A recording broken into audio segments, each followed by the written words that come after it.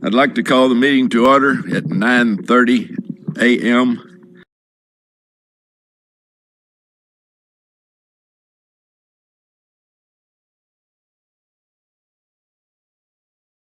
Their microphones on and off each time they speak to help the audio and video recordings. Each director received notice of the board meeting. The public meeting notice was properly posted as required by law. Directors Christian and Christensen indicated that they would not be present for the meeting.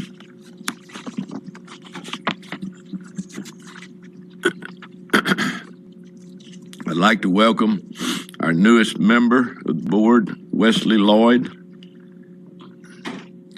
He lives here in Waco and is an attorney with Freeman Mills PC. Mr. Lloyd is board certified in oil and gas and mineral law for the Texas Board of Legal Specializations, but also has considerable experience in water and environmental law.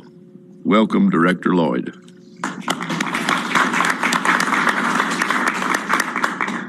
We've set aside at this time to hear from you, the general public.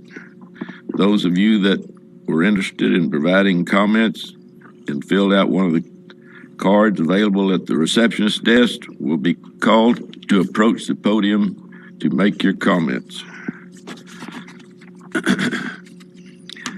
Seeing that there is none, we will move to the first agenda item, report and possible discussion on the report on external audit plans and status of audits by David Thompson, Chief Financial Officer, and Mike O'Brien with Paget, Stratman and Company, LLP.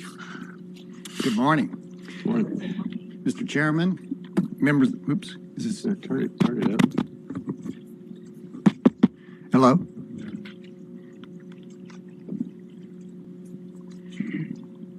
Can't hear it. I can't. Hello?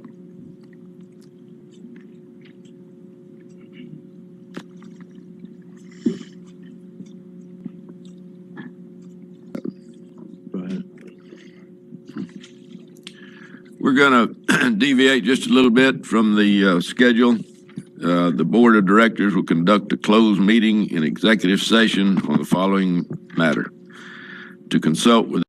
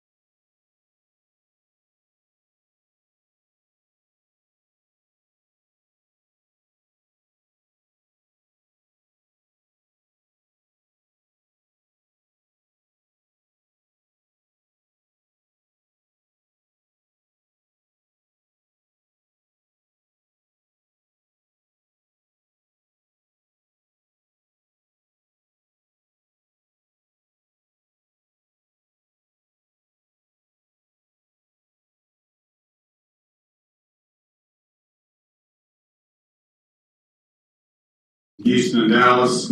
We're in Austin and San Antonio, so it's kind of a natural fit for us to both work together rather than competing heads with each other. We have been, from an audit standpoint, nothing really changes. We've been using their audit tools, their software, their systems for the last 20 years. Part of their business was they licensed their technology to other firms like ours.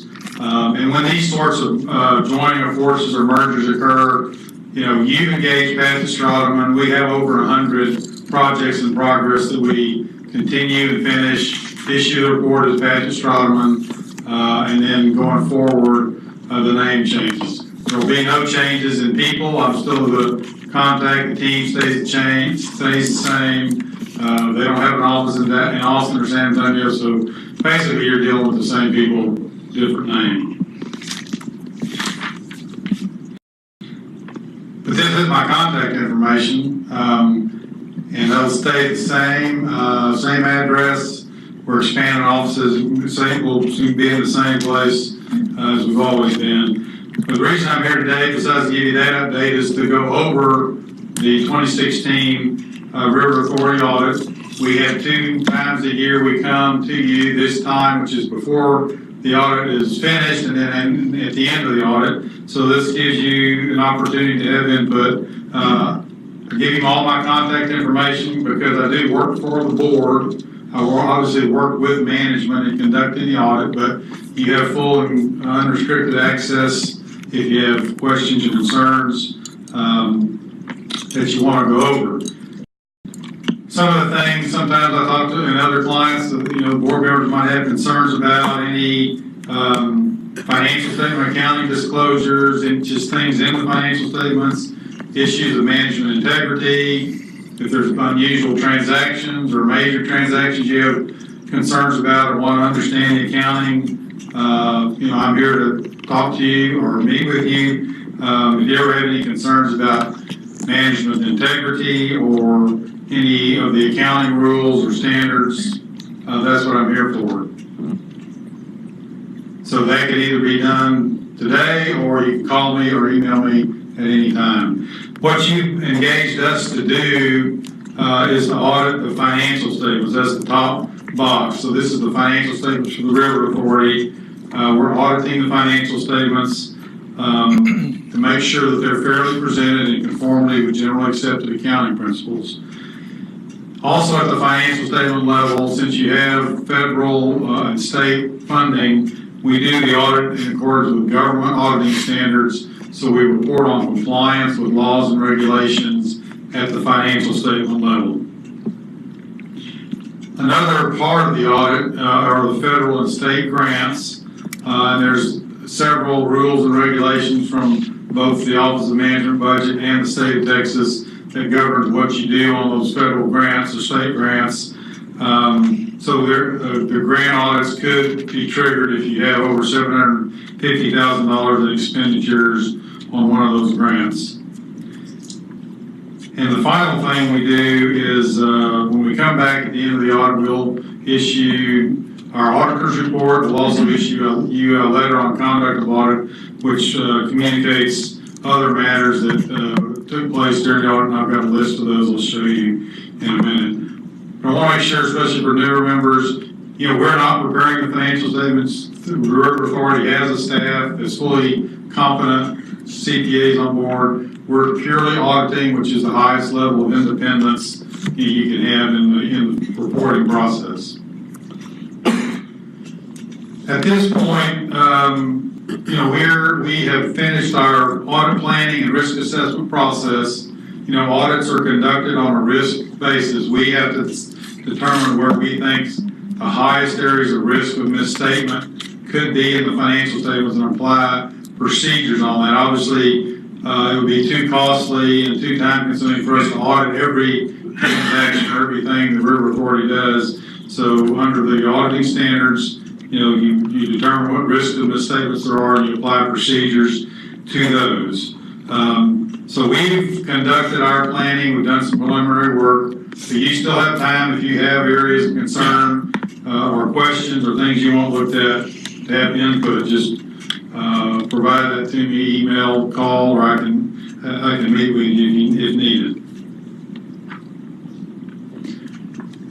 From a timeline, June, July, we actually get engaged and we do our planning, as I just mentioned. We do most of the work in October, November, drafting financial statements, reviewing the drafted financial statements in December, and we come back to the board in January with the final product ready for your final blessing before it's actually issued. This timeline is similar to what's been in the past few years. It seems to work well and meets all the needs of the board and the users. Now, when we do audits, as I mentioned, we're focused on the financial statements and the disclosures. We're not auditing the system of internal controls to give an opinion on them. We do review internal controls, policies and procedures as part of our financial statement audit scope. So we test and rely on controls in water sales, payroll, and cash disbursements. And then when you get down to the financial, to the grant level, if there's a major grant that's required to be audited, there's a whole other set of reviews at that level, which is much lower than the financial statement. So I just want to let you know, the report we issue relates to the financial statements, but we do look at controls. If we found anything that was a serious concern to us, we'd be required to report to you those in writing at the end of the audit. From a grant standpoint, when we audit a federal or state grant, it's really a grant level audit at that materiality level. And there's various rules and regulations that guide us on what we're supposed to look at, what dollar thresholds, etc.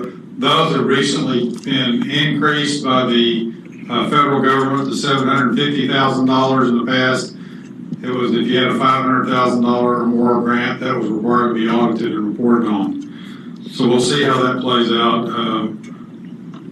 in terms of going forward, how many times we have to do those audits.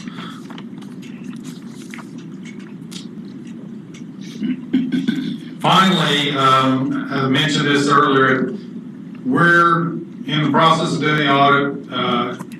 On the right-hand column, there's lots of things other than our opinion on the financial statements that we give you feedback or information on, what we think about accounting policies and procedures, if there were significant audit adjustments, if we had any issues during the audit, any changes in accounting, we'll go over those with you at the end of the audit. But if there were two things that could happen that we would communicate to the board chair immediately is if we had any major dispute or disagreement over the auditing process with management that we couldn't, resolve, or if we found a fraud or a material misstatement that was conducted by management, we would communicate that immediately and not wait till the end of the audit. So as has happened in the past few years, you hear from me now, you don't hear from me again from January. That means things are going well, the audits are fine. So I fully anticipate that's how it will take place again this year, but I just want to make it clear that you get more from us than just the auditor's opinion at the end of the audit. I'm going to stop there and see if anybody has any questions or anything I can answer. Mike? Yes, sir. How are you addressing the fact that we haven't had an internal auditor for some period of time? We, internal auditors, normally in audit process, we don't rely on their internal controls. And really there hasn't been a functioning internal audit function for several years. And so that relates to the control environment. So we make sure that there's nothing there that would heighten the risk. If we think we need to apply more procedures, we do that. So segregation of duties is one of the major things internal auditors look at in compliance with procedures. So we pay close attention to the segregation duties over the cash, sales coming in, payroll going out, disbursements going out. That's the main thing.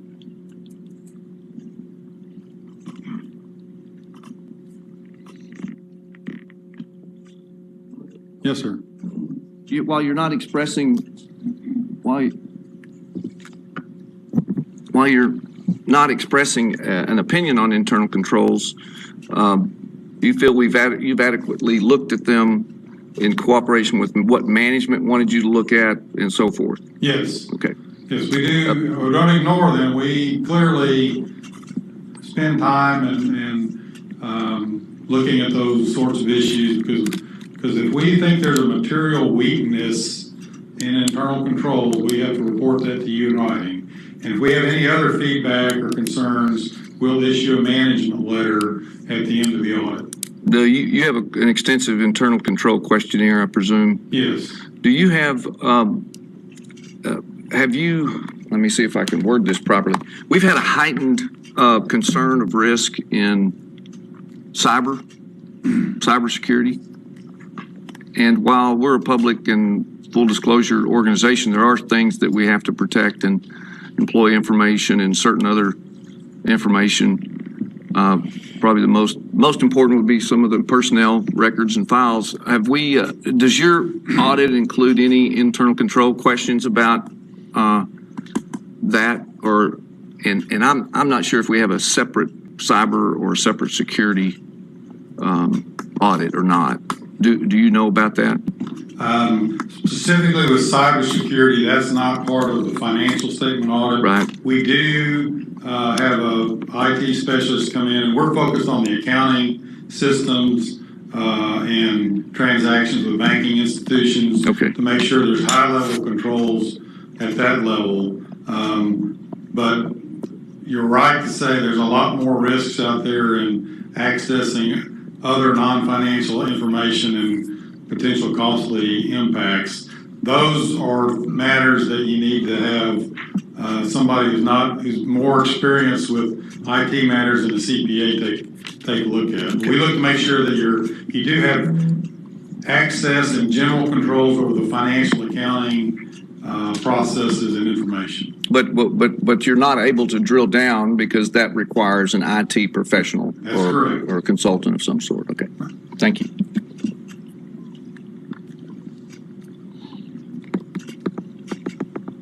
Okay, if there's no other questions, I'm available to you by email or phone. Just give me a call. Appreciate your time. Thank you very much. Thank you, Mike. Agenda item number 2, report and possible discussion on the fiscal year 2016 third quarter budget report by David Thompson, Chief Financial Officer. Each quarter I bring to you the budget information. It's looking at our 2016 budget versus our actuals. And the information that's supplied in here, the details have been supplied to you in the package that we sent out to you.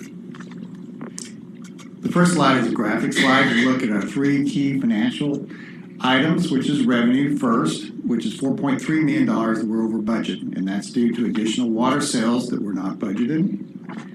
Second is expenses, which were $4.6 million under, and that is due primarily to 2 key items, which is the sale of West Central Brazos pipeline, and that cost was in our 16 budget, but is now, we don't have that cost anymore, as well as the information dealing with the Corps of Engineers budget, and they're running significantly lower than what they had planned in their budget. And then last is spending by each of the departments, in which they're under budget as well. The other thing is the projects, and then the projects were about $12 million in third quarter under budget. And this is timing differences, and also do want to make a comment that in third quarter, we had significant rains, which delayed a lot of the projects.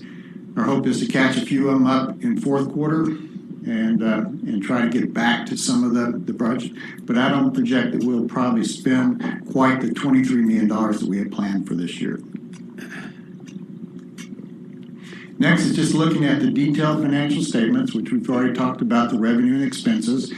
The other key item is the real property sales, in which we sold the Possum Kingdom property for $10 million, and then the West Central Brazos pipeline for $1.2 million. This takes a look at our expenditures for third quarter and how we've spent the money. And you can see that about 50% is related to fixed expenses, which is our salaries, benefits, and our debt services. And that concludes this agenda item. Are there any questions? Seeing no questions, we'll go to agenda item number 3, report and possible discussion on fiscal year 2016 third quarter investment officers report by David Thompson, Chief Financial Officer. So each quarter I bring you our investment portfolio, and this is required by the Public Fund Investment Act to show this to the board each quarter. And the first slide basically is taking a look at our trends of our portfolio. We ended up at 95 million. And the delta between here is basically attributed to the Possum Kingdom and the West Central Brazos pipeline sales. Next is just looking at the blocks of investment that we have in CDs. And you can see 9 months and before is basically 50% of our investment in our portfolio, which is matched to the cash flow needs that we project for those next 9 months. And then projecting giving out further to get the higher yields that we want on our performance of our CDs. Next is looking at the performance. We're at 79 basis points, which is basically 50 basis points higher than the Texas pool and 40 basis points higher than the Treasury bills. And that concludes that agenda. Is there any questions? Okay. No questions. Thank you, David. Agenda item number 4. Discussion and possible action on the Texas County and District Retirement Systems, parentheses TCDRS, retirement plan by Monica Wheelis, Human Resources Manager. Good morning. Each year I present the TCDRS employer contribution proposed rate for the following calendar year. And included in your diligent material was the plan assessment and the valuation report that included significant detail about the plan management. As you can see by this graph, our rates continue to decrease slightly each year, and the proposed rate for next year will be 7.08%. As a whole, TCDRS is actually a very well-funded government plan, one of the best in the nation at about nearly 90% funded for their overall funded ratio. With the Brazos River Authority, we're running just about at 93% funded ratio. We went down slightly because they changed their the valuation table they use for the mortality rates. They changed that this past year, so it brought us down a little bit based on how they're figuring our benefits for the future.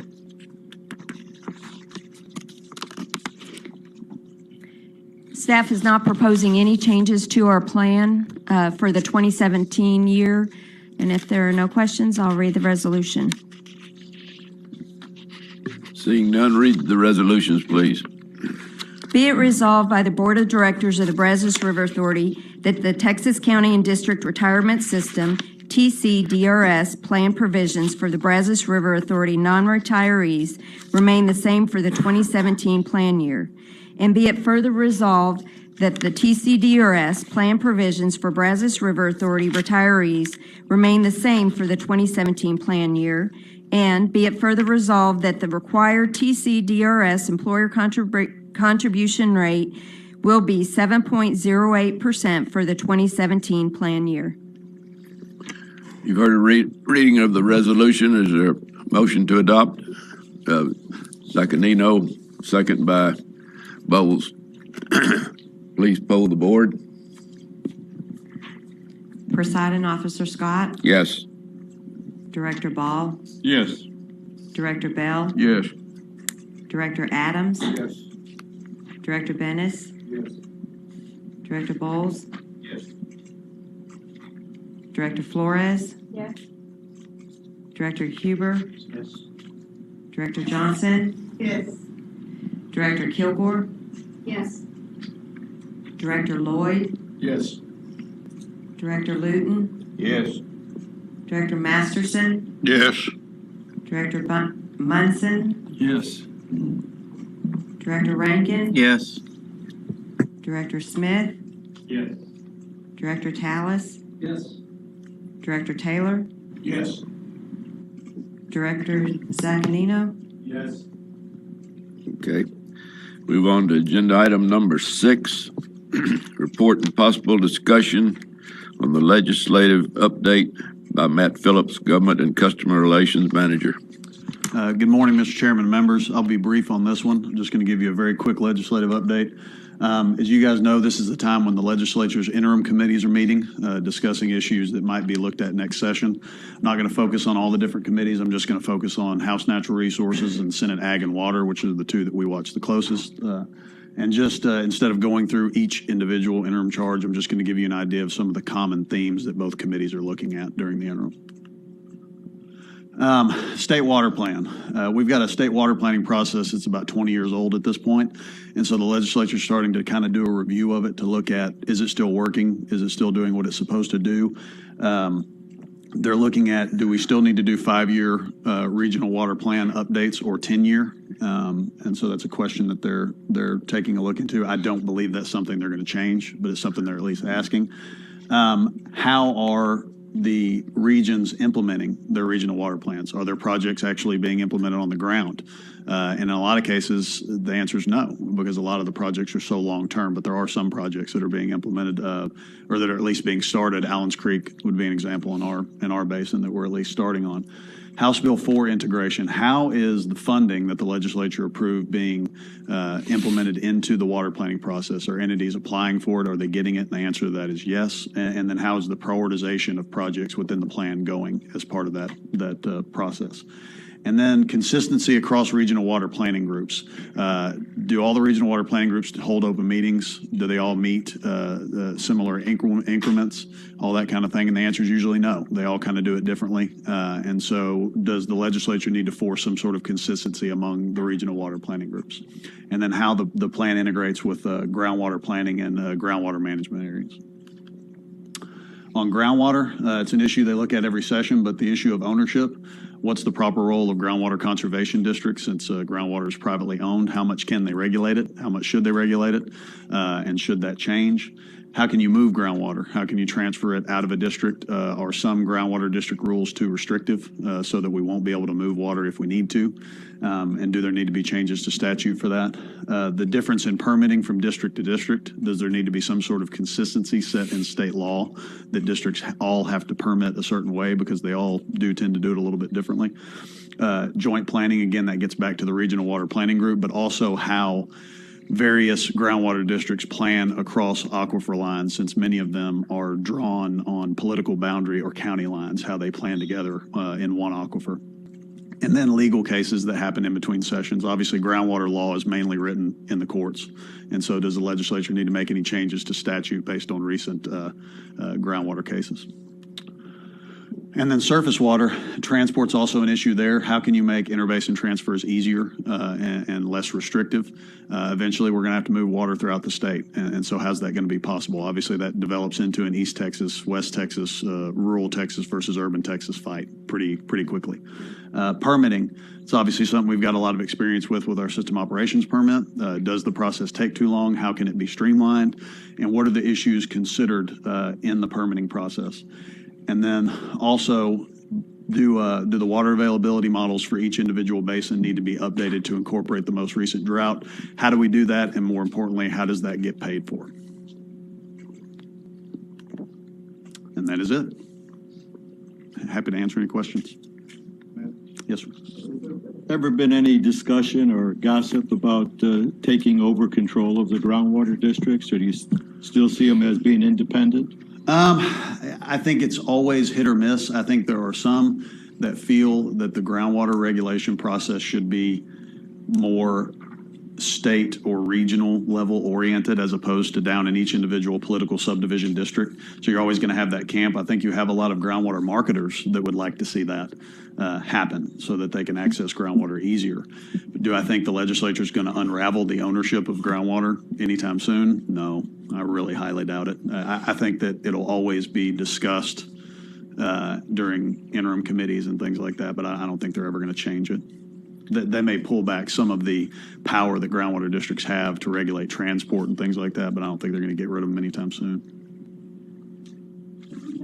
Specific water issues that the BRA is lobbying on, or that we're working on that are, there were a lot in here, but I'm just thinking, do you have 3 or 4 or 2 or 3 that are really of interest that we need to be watching?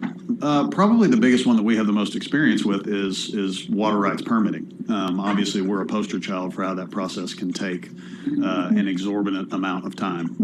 And so any input that we've given is, the idea that that process needs to be streamlined, both for applicants and those that want to protest permits, so that you have a defined idea of how long it will take you to get a permit. You can have all the money in the world to fund state water plan projects, but if you can't permit those projects, it really doesn't matter. The rub there is that in order to make permitting faster, TCEQ is going to need more staff. And in order to have more staff, they're going to need more money. The legislature is very unlikely to give them general revenue. So that means they're going to have to increase their fees. And so while some entities like us might be willing to pay higher fees for the regulatory certainty that comes with streamlined permits, other entities don't want to. So I think that's where the debate will always be there. But that's probably the biggest one that we pay the most attention to. Yes, sir. Matt, how much of the groundwater is covered by groundwater conservation districts? That's a question I don't know the exact answer to. It's Obviously, I think there are somewhere around, I think there's 60 to 100 districts total. I think something like that. There's a big, again, I don't know exactly. I can find out and send it to you. It's obviously not the entirety of the state. Right. There are a lot of single county districts, some multi-county districts. So we can access that map through the Water Development Board and send it to you. Yes, sir. Do you foresee, you were talking about transporting of surface water. Do you foresee a time when there will be pipelines or canals, like in California, built to transport water from areas that have it to areas of our state that don't? There was some discussion during the last session of the construction or the eventual building of a water grid, a network of pipelines that would move water from places where it is to places where it's not. What I would tell you is under the current law related to interbasin transfers, it's next to impossible to be able to transport water just because of what you have to do in order to permit that water and how junior that water right becomes whenever you move it from its basin of origin to another basin. So it almost makes, I wouldn't want to say that it makes the water you move worthless, but it makes it so junior that it becomes so much less reliable. So under the current system, no. Should they ever change interbasin transfer rules or the law, which would be a monumental fight, and it's one they'll likely have to have at some point, then yes, you could see that happening a lot. I can see that happening at some point. It probably will have to. Will it be in our lifetime? It's kind of the same thing of will they ever unravel the groundwater ownership issue? Probably eventually. I don't know that we'll see it, but it'll have to happen at some point. Thank you. Any other questions? Okay, agenda item number 7. Discussion and possible action on the funding for the Goldwater Project by Matt Phillips. What this agenda item relates to is us seeking y'all's approval to provide funding for something called the Goldwater Project. The project is a joint effort between the Texas Water Foundation and Averett and Associates, which is run by former Senator Kip Averett, who many of you know. With the Goldwater Group, we have Stephen Cortez here, and Stephen can answer any technical questions as I go through the briefing. But what the project seeks to get to is the implementation of conservation strategies within the regional and state water plans. And what I mean by that is if you go through both the regional plans and the state water plan, you'll see that as a state, and even if you drill down to the individual utility issue, we're all relying on conservation to meet a lot of our future water needs. It's a great thing to say, and it's a great thing to do. Obviously, the cheapest water that we're ever going to get is using what we already have more efficiently. But where it becomes kind of a problem is everybody's got a big number, but nobody knows exactly how they're going to do it. Nobody knows what exact strategies they're going to implement in order to reach their conservation goals. And that's where a project like the Goldwater Project comes in. How do you help each utility meet its numbers? What strategies actually will work for each utility? What have they done in the past and how has that worked? What are they doing now? How is that working? And what can they do in the future to actually meet those savings? More importantly, it looks at what is a utility's goal and how can they incrementally reach that goal over a long period of time. You may look 30 years out in the future and you're supposed to achieve, and I'm using big round numbers, but a savings of 20%. And that seems gigantic. Well, then how do you save, 1% or 1.5% each year to where cumulatively you eventually in that 30 years get to that point? And that's what this project does. They use what's called their water conservation tracking tool, and they input data such as system demands, water savings, avoided costs of larger water projects. So if you're able to save water, maybe you avoid the cost of a much bigger water project. They put that into a model, and out from that model comes a suite of options that each individual utility can look at to tell them what exactly they should be doing in the future to meet their water conservation goals. They also look at what the impact of conserving water to each individual utility's revenue is, because obviously that's something that individual utilities have to look at. They want people to save water, but when people save water, they use less water, which impacts utilities' revenue. So where's that break point between loss of revenue from conservation, but avoidance of future projects? And so it spits that out along with electric or energy cost reductions from not running water through a system. So said another way, it tries to make the conservation numbers that are in the state and regional water plans a reality as opposed to just numbers on paper. So it's a worthwhile project. And we've actually seen it up close and in person by sitting on Region H. The Goldwater Project already has a presence in Region H. They're already working with a number of utilities in Region H, and they've had their recommendations for those utilities included in the Region H Regional Water Plan, and then eventually the most recently adopted State Water Plan. And when they were doing that, they worked with entities like the San Jacinto River Authority, the Subsidence District, and several of the cities down there like Houston, Tomball, Conroe, a lot of the Region H folks. So again, we've seen it have success in the past. So the Goldwater folks came to us a few months ago, and after they've already worked in Region H, they said they wanted to expand into Brazos G. They eventually want to do work in all 16 of the regions, which they will do, but one of the next ones they're focusing on is Brazos G. Given our participation in Brazos G and our position as a major wholesale water supplier, they asked us if we would be interested in providing funding for the project. And we responded very positively. We see a lot of the merits to the project. It has a lot of benefits to BRA individually, irrespective of its benefits to Brazos G. Those are obviously, we have a lot of customers in Brazos G, so them expanding into there hits a lot of our customers, particularly in that Bell and Williamson County area. Conservation success by our customers helps us, extends our current supplies longer, delays future more expensive projects, and then most importantly, it answers a question that we have been being asked for years, and one that the LBB hit us on whenever they reviewed us, which is, what are you doing for conservation? How are you helping promote conservation in your basin and amongst your customers? So a project like this, us being involved in it, helps us get to those, to the answers to those questions. But one of the things we also thought at the time is we didn't necessarily think it should be a BRA solely funded project. We wanted it to be taken to Brazos G to see if there were other interested parties in Brazos G who wanted to provide funding for the project. The Goldwater folks presented the project to Brazos G a couple of months back after coming to us, and there was a lot of positive feedback from the members of Brazos G in a couple of different ways. There were entities that wanted to be subjects of the project that wanted Goldwater to come meet with them. The city of Georgetown was a big one where they said, we'd love to sit down with y'all and have y'all look at what we're doing so that we can see what we need to do in the future. And there were a lot of entities interested in going to their respective boards or councils to seek funding for the project. However, nobody's writing any checks yet.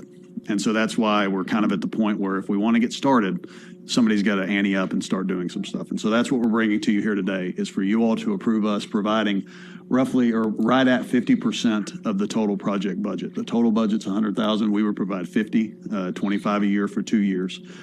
What this allows us to do is to go to Brazos G and tell the members of Brazos G, okay, our board has approved for us to provide a big chunk of funding to this project so that it can expand into Brazos G. We hope then that will bring several other members, and I know the Goldwater folks are talking to other members of Brazos G to try to get them to actually make financial commitments to help fund the project. The other thing that we will do, and I'll commit this to you all standing here, that we will do, when we go back to Brazos G is we will ask the Regional Water Planning Group to either adopt a resolution or to amend its scope of work saying that they are going to include the results of the Goldwater Project for Brazos G in the next iteration of the Brazos G plan. We don't want the project to be done separate and apart from Brazos G's planning process, at least not with our sole funding if no one else is willing to fund it.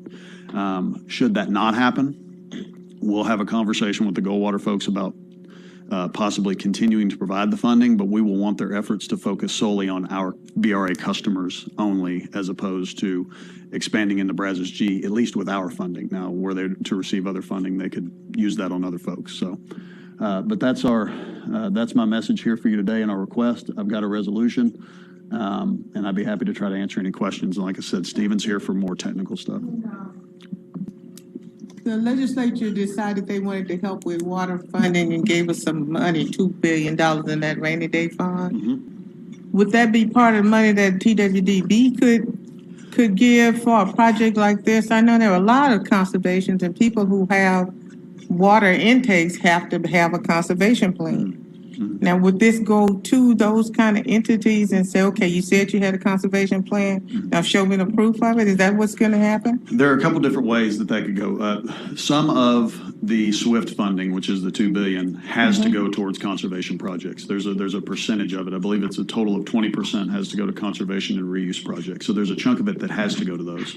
Now, most of that is going to go to public entities and or infrastructure. However, the legislature did have a rider in the budget last session that approved some funding, and that's what this is right here. So we need to ask for this them, kind of project. Actually, because that's a really big thing that they could do to help with conservation. It's just, I mean, that money is there. Yes. And I believe the Goldwater folks are actually working on trying to secure this funding as they try to expand into the other regions. So yes, there's going to be funding available. Okay. Yes, sir. Matt, you said that you had good success in Region 8. Specifically, Specifically, what did they accomplish in H? So we've been working there for 3 years. It really was a 2-year project, but we continued to do maintenance, and also we worked off the 2011 regional water plan. So now we're updating all the utilities for the 2016 plan, so we can make sure that some of those goals got a little bit steeper as they see more population in Region H versus the 2011 plan that's drafted. But over that period, we found that 2,162 million gallons are currently being saved by the 57 utilities that are participating in the project, which is 10.5% of their 2060 goal, which is good. That's a good start. But so the object is to continue to update the numbers and different strategies as the years go on so that we can keep updating that number. But we did find that Harris, Galveston, and Montgomery counties were on pace to meet their goals. And then we found that Fort Bend was falling shorter. And essentially about 5 counties make up 97% of the population in Region H. So that's where we concentrated our efforts. The other part of what we're doing now is kind of expanding to the remaining 10 counties, which don't make up a lot of the conservation goals because there's not a lot of people in those counties comparatively. But we want to make sure they're all represented. So we're trying to fill out the picture for the entire region. But so far we've addressed, the counties that reach 97% of the population there. So that's where we're at now, and we continue to work for them as we can. Funding, we were funded by the Houston Endowment, the Region H Planning Group there, the Meadows Foundation, the Mitchell Foundation, the Harris Galveston Citus District, and several of the utilities pitched in to do that project there.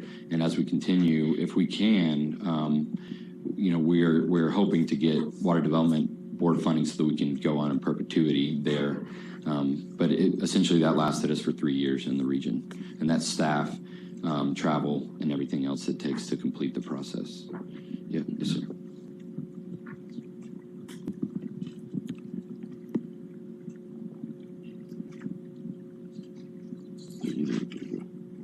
I'm going to go back here real quick. Director Zaccanino brought up some of the folks that are new to the board may not know that we were reviewed by the Legislative Budget Board in 2014. The LBB was directed to come in and do an efficiency and effectiveness review of the BRA. They basically looked at, are we achieving the functions for which we were created? Are we doing the things that we're supposed to do? And they gave us very few negative points, but one of the ones was conservation. It was that, you don't really seem to have a role. You need to have one, and you need to be trying to do more. So that's what I mean when I mention that. Thank you, so. I'd like to know where the money's, how it's broken down, what the budget includes, how that money's being spent. I don't know if you can answer that, or you need to do it on the mic, though.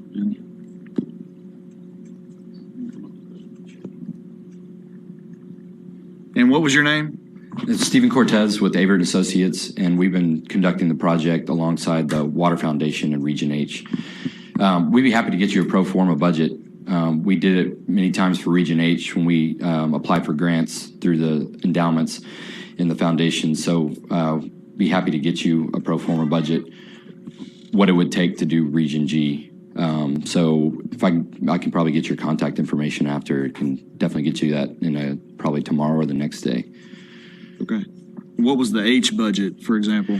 Well, the H budget took over in the 2-year process to do that. Let's see, we raised over $750,000. We had a lot of people working. We had 8 staffers at the height of that program working on it to complete it as quickly as possible. We feel like we've streamlined the process much better, and that we can accomplish it in much less financing at this point. But I'll be happy to get you the budget. In addition, some of those travel expenses and others were going from Austin to Houston, whereas we'd like to be able to look at some different regions, different areas in the region to have staffers there, so that we don't have to expend as much. But I'll be happy to get you a budget.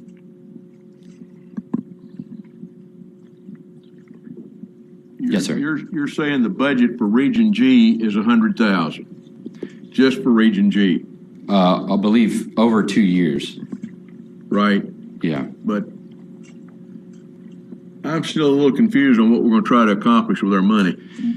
So for all of the water user groups in Region G, we will, the process is we go and collect 15 pieces of data that we populate our water software with. Then we conduct our interview that looks at their previous water conservation efforts. And we have a list of 40 quantifiable strategies. And Matt did a good job of explaining what we do. But one very important thing is we have 40 strategies that we've worked with the development board on establishing the exact quantity that we want to honor those conservation efforts as achieving. And then we work with the utilities to assess what they've actually done and to put a very concrete number. There is some flexibility, but we take the most conservative number and make sure that we can rely on that very low number so that you actually know where your conservation strategies lie. And once that's done, we produce reports for every single utility that give 16 different outputs that show their cost-benefit analysis and which strategies will help them get on pace for the entire planning period. So we provide that for every single water utility group. And then we work with in Region H, we worked with their consultants, Freeze and Nichols, to make sure that everything was synced up with the water planning process so that we could include it in the plan. So then every single water utility knows where they are, where they need to be, and how they can get there. So it's a roadmap for every single utility.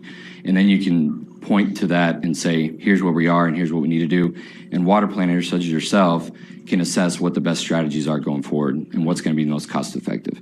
Could you say what some of the strategies are? That would be helpful to, I know when I was on Region H for a while, we were looking at asking cities to have low flush toilets, those kind of things. And there are a lot of them, but just would you say some of those so that we can get an idea of what those are? Yes, and I actually have a PowerPoint that I can provide for the board that has all of them.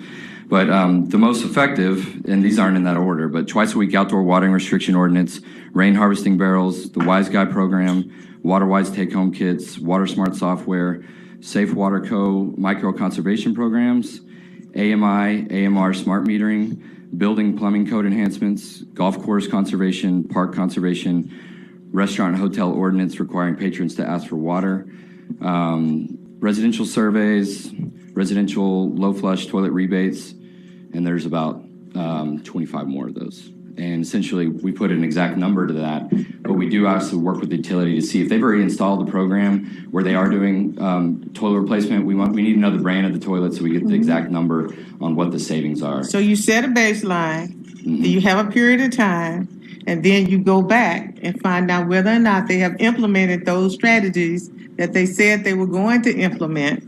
And then you can say, well, we gained 10% or we gained 5% or 25%. I'm just trying to get you to tell us so that on the level that we understand. Yeah, that's close. And so part of it is looking back to previous strategies that have been implemented in the past 5 years. And if those are ongoing, depending on what strategies they are. So for instance, if twice a week outdoor watering has been implemented, that strategy stays in place and that savings continues as the years go on. But some strategies, such as like fixture replacement, depending on the fixture, have only a life of like 5 to 10 years. So you see that taper off. So we assess how long has that been in place, how many fixtures were replaced, and then the decay rate, which is those tapering off, where does that savings stop to accrue? So it's a pretty comprehensive look at what's happened in the utility and then what they can do going forward. And that's really the most important thing. How do they get on pace? Okay. Why is TWDB not going to fund it all? TWDB has never had money for this project. They did put a rider in the budget to see, they put a request for qualifications out that's finally come out, and the process has taken over a year and a half, and I'm not sure when they're slated to make that decision, but we did apply for it along with several other entities, and so we're waiting, but essentially, in order to staff, we have to raise the money because that's where we are at this point. TWDB has basically said, okay, as part of the state water planning process, you need to incorporate conservation, but they haven't, they allow the different regions the different flexibilities to figure out how they were going to do it. And really what this does is when you're looking at water planning beyond 2040, 2050, it's pretty easy to just say, okay, we're short 2,000 acre feet. Well, we'll do conservation. This is a way to test prove this so that in 5 years, 10 years, 15 years, the regional process isn't coming back to the river authorities and the water providers and saying, oh, surprise, we can't do conservation. It's not realistic. You guys got to come up with more water. So that's what this is. And again, the Water Development Board has provided the flexibility. They've provided the mandate. You're going to have conservation in your plans. Now you got to, as a region, go figure out how you're going to do it. Does that help answer your question? They gather this data, then they take it to the various users, and it's a voluntary program as to whether or not they want to participate. That's correct. In Region H, once we got the blessing of the planning group, pretty much everyone jumped on board, and that's how it worked in Region H. So it is voluntary. We had a few cities in Region H not want to participate, but overall, the results, we were able to get 57 of the largest, most populous utilities on board, and that was enough to give us a pretty good picture of what was going on. Of course, as the years go on, we want to make that more complete and more complete. And as other utilities were able to get sample reports from the ones that wanted to share, they really appreciated what was being given to them. So it was much easier after that. So we have if I can ask one of the utilities in Region H, I'd be happy to provide the board with a full report of what, for instance, the Woodlands Joint Power Agency has done. Mainly the cities that are on pace and have done a good job are happy to share theirs. But the idea is not to give a negative to anybody. It's just to give the planning group an understanding of where you really stand. Because before that, so for instance, in the Region H plan, 105,000 acre feet have to come from municipal conservation. But that's a lot of water, and they essentially don't quantify that as they go along. And no regions really look at what strategies are actually saving this amount of water. They say, we need to reach this, and here's how much time we have to do it, but then no one has a plan to get there, and that's what we're trying to fill that void. Yes, sir. I live in Region G, and our city has already started the twice a week watering. Yeah, and that's honestly for the long haul. Most cities in Region H, if they wanted to complete their goals through 2060, that one strategy was able to get them to that goal. And so we give them a forecast and say, here, if you're here and you may be on pace for the next 10 years, but then based on your population increase and the demand, you're going to need to do that ordinance or do something that equates to that much water savings. And then they can say, well, let's get that report in front of City Council and see if we want to do that. And this basically just gives them the information. Do we want to do strategy 1, 2, and 3? Do we want to do strategy 1? What gets us to our goal, and what's the least lift for our residents and the least cost to our utility? And so it gives them basically a menu of options on how to get there and what's going to be the least cost to our utility. Is there anybody else that does this kind of thing? No, we're the first ones to really implement it, and the Water Development Board does want to see it done statewide, and so we would love to continue to do the work. But I know that California wants to do it. Colorado has put in their state water plan that they recognize the need to quantify, but they don't know how to get there. So we're hoping that we can help give Texas, a good example of what can be done here. And I mean, provide the service that you're providing. Yeah, we're not aware of anybody else that's doing it. Okay. What happens if nobody else steps up with money? We're funding half of it. What happens then? Well, we'll do as much as we can. I guess we can discuss that with the budget. But we're happy to continue the work as far as we can do it. But we know that Region G wants to at least express interest in wanting to do it. So we want to be able to do that for you. Yes, ma'am. I would like to make a motion, if it's appropriate, to table this until October so that we have the information you have offered, so that we have that in advance of our next meeting. Is that a?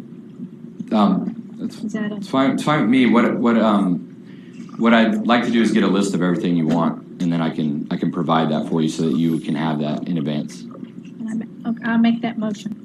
Is there a second? Second. Poll the board. Presiding Officer Scott, Yes. Director Ball, Yes. Director Bell, Yes. Director Adams, Yes. Director Bennis, Yes. Director Balls, No. Director Flores, Yes. Director Huber, Yes. Director Johnson, No. Director Kilgore, Yes. Director Lloyd, Yes.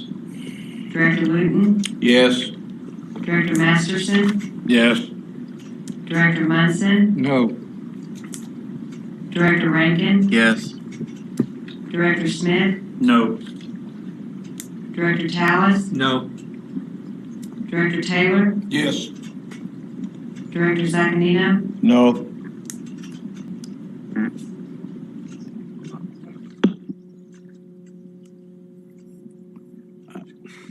Yeah, that's fine.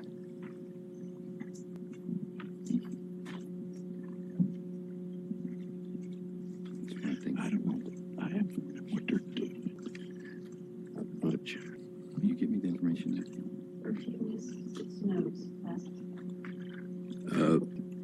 The motion passes. The item will be tabled till the October meeting. I just wanted to thank you guys for your time, and then also I think Matt's going to get me the list of everything that you want to see. I'd be happy to provide it. Thank you. Thank you.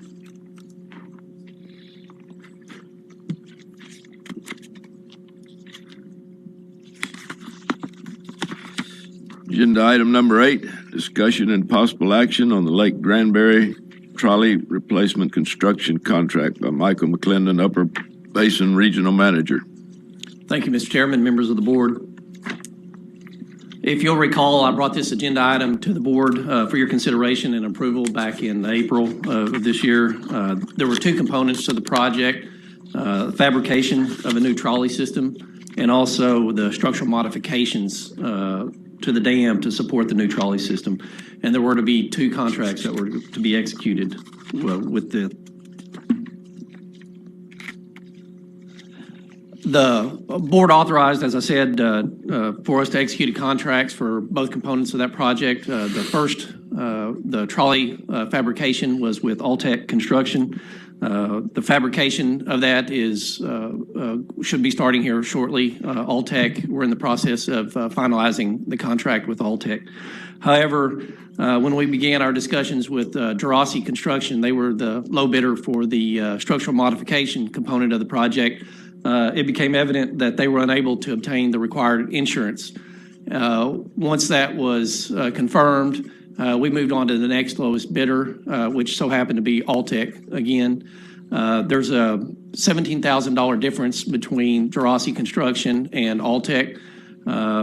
When we spoke with Alltech, they were agreeable to hold the bid price that they provided 4 months ago.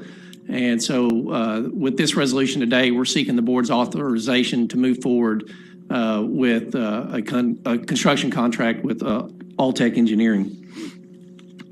I do have a resolution for your consideration.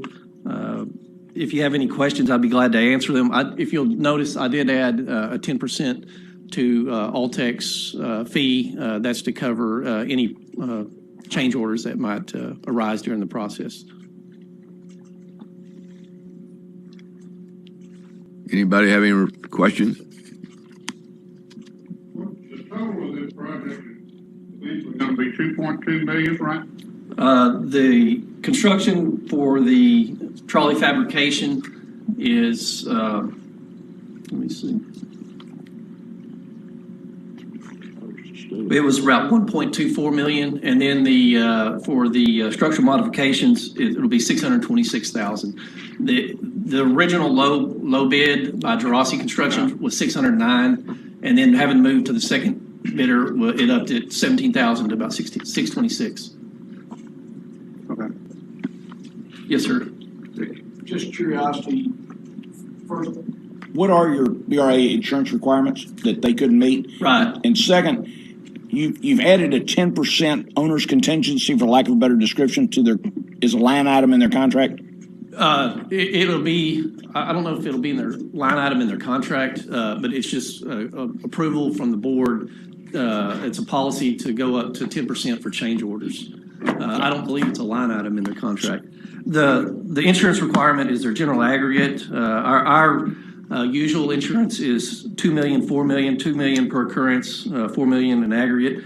And what we had on this project was $10 million, $20 million. And the reason for that was because of the structural nature associated with the dam, to try to help cover if there was any problems associated with that.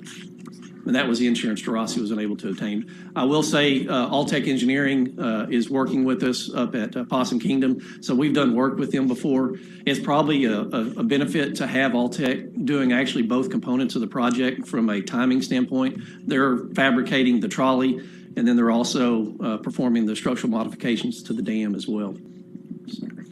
Director Taylor, it's common for construction projects through the BRA.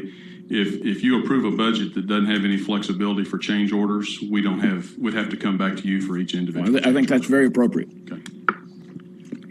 Any additional questions? If there's no questions, read your resolution, please. The following resolution is presented for consideration of the Board of Directors of the Brazos River Authority for adoption at its July 25th, 2016 meeting. Be it resolved that the Board of Directors of the Brazos River Authority hereby authorizes the General Manager, CEO, to negotiate and execute a contract with Alltech Engineering Corporation to provide construction services for the trolley replacement project at Cordova Bend Dam in a total amount not to exceed $689,150. You've heard a reading of the resolution. Is there a motion to accept? So moved. Second by, who seconded it? Rick. Please poll the board. Presiding Officer Scott? Yes. Director Ball? Yes. Director Bell? Yes. Director Adams? Yes. Director Bennis? Yes. Director Bowles? Yes. Director Flores? Yes. Director Huber? Yes. Director Johnson? Yes. Director Kilgore? Yes. Director Lloyd? I think I should abstain. I wasn't here for the original discussion, probably, so I'll just abstain. Director Luton? Yes. Director Masterson? Yes. Director Munson? Yes. Director Rankin? Yes. Director Smith? Yes. Director Tallis? Yes. Director Taylor? Yes. Director Zaccanino? Yes. Agenda item number 9, discussion and possible action on the resolution delegating authority to the general manager, CEO, to execute statements expressing official intent to reimburse, by Jim Forte, Planning and Development Manager. Just as some background, I've got a resolution here. Typically, when organizations undertake large capital projects, they'll actually go out and either sell bonds in advance of those projects or sell bonds in multiple different issues in order to undertake those projects. BRA, owing to the liquidity that we have, as David mentioned earlier in his investment report, as we're looking at undertaking probably the largest financial project that we've undertaken in a long time, Allen's Creek, in discussions with bond counsel and our financial advisor, what we contemplate is in fiscal 17, actually cash funding the first portion of the engineering studies that are going to be required. And then we've already started discussions with the Water Development Board about funding options that they have to underwrite not only those engineering studies, which will be approximately $86 million, but then ultimately the total construction cost, which arguably will be somewhere between $200 and $300 million. So what we, in discussions with our bond counsel, traditionally there is a reimbursement resolution or a reimbursement statement that is prepared and filed as of a certain date. And then when we go back to the market and make a debt issuance, then we have the ability to reimburse ourselves out of those bond proceeds for expenditures that we made in advance of that bond sale. Federal law, state law, both require this statement. As we looked in our records, the last time this board authorized the GM to do this was in the year 2000. We've had considerable turnover on this board and considerable turnover in the staff, and we thought what we'd do is come back and ratify the authority for the general manager to execute these types of statements so that as we proceed with the funding, especially for Allen's Creek, that we're legal in terms of the capability that we have under the both state law and federal law to reimburse ourselves. Are any questions?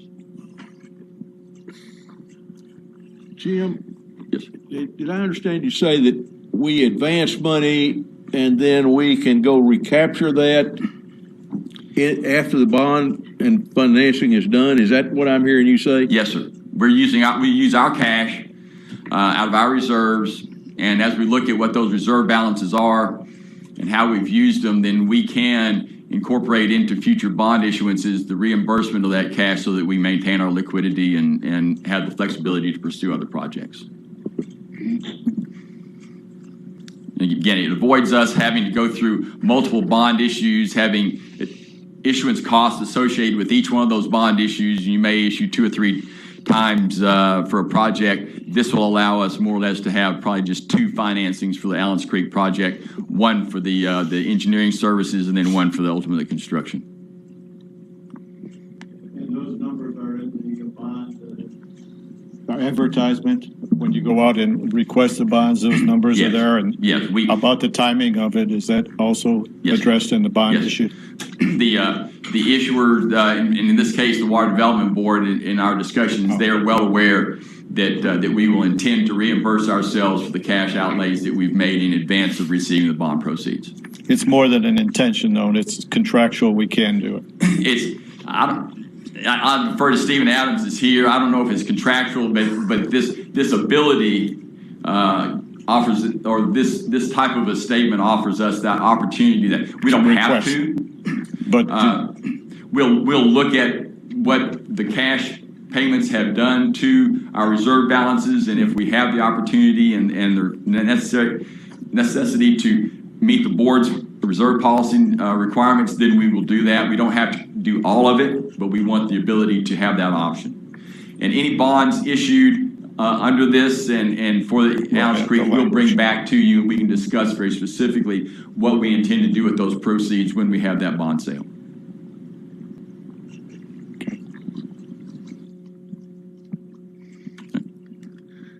And we have a resolution. Please read it. Be it resolved by the Board of Directors of the Brazos River Authority that the General Manager / CEO of the Brazos River Authority, parentheses Authority, being hereby is designated the authorized representative of the authority for purposes of executing and delivering on behalf of the authority statements expressing official intent to reimburse costs relating to the various projects of the authority from time to time from the proceeds of obligations issued by the authority to finance such projects, and be it further resolved by the Board of Directors of Brazos River Authority that this resolution shall take effect and be in full force and effect from and after the date of its adoption, and it is so resolved, and all resolutions of the Board of Directors of the Authority in conflict with or inconsistent with this resolution are hereby amended or repealed to the extent of such conflict or inconsistency. Heard a reading of the resolution is a motion to adopt. Tallis and Carolyn. Please poll the board. Presiding Officer Scott? Yes. Director Ball? Yes. Director Bell? Yes. Director Adams? Yes. Director Bennis? Yes. Director Bowles? Yes. Director Flores? Yes. Director Huber? Yes. Director Johnson? Yes. Director Kilgore? Yes. Director Lloyd? Yes. Director Luton? Yes. Director Masterson? Yes. Director Munson? Yes. Director Rankin? Yes. Director Smith? Yes. Director Tallis? Yes. Director Taylor? Yes. Director Zaccanino? Yes. Agenda item number 10, discussion and possible action on the interlocal agreement with Southern Trinity Groundwater Conservation District by Jim Forte. We meet regularly with a group known as the McLennan County Water Resources Group. It's made up of the county judge, the mayor of Waco, city manager of Waco, and the city managers and other representatives from the various municipalities within McLennan County, plus the representatives from the Southern Trinity Groundwater Conservation District, the Farm Bureau, and a couple other folks. About a year ago, a researcher at Baylor brought a proposal to the Water Resources Group to undertake a study of the what's known as the Brazos alluvium. And their study, and I apologize for the quality of these slides, but these were stolen from the presentation that he gave us, so that the transfer over made them a little blurry. But essentially, the Brazos alluvium. I caught myself this time, Brad. I said Trinity in when we did a drive. Starts just about downstream of Lake Whitney, and covers the old floodplain of the Brazos River, and actually goes further down from Falls County. But this is the scope of what the Baylor researcher is going to pursue. The Brazos alluvium aquifer essentially is created as the river has meandered and formed oxbows. It has deposited gravel, and water then collects in those gravel lenses. And the unique thing about the Brazos alluvium, and it's not a consistent aquifer. There are these pockets of gravel that have been formed as the river's meandered over the, I guess, thousands of years of its history. This is the researcher here, and what it is, he's taken some Baylor graduate students. There are a number of entities that use the Brazos alluvium. Most of them are agriculture. And a lot of it is just a farmer essentially sinking a well to water his crops. And with the diversity of where these deposits exist, they can literally drill a well one spot and it be completely dry, but go 10 feet either side of where that first hole was drilled and find a sweet spot and be able to pull quite a bit of water for agriculture. The research is to determine just exactly what the extent of the Brazos alluvium is and what its characteristics are. There's debate as to whether the Brazos alluvium is a contributing aquifer to the flow in the river, or whether the river flows contribute back to the Brazos alluvium.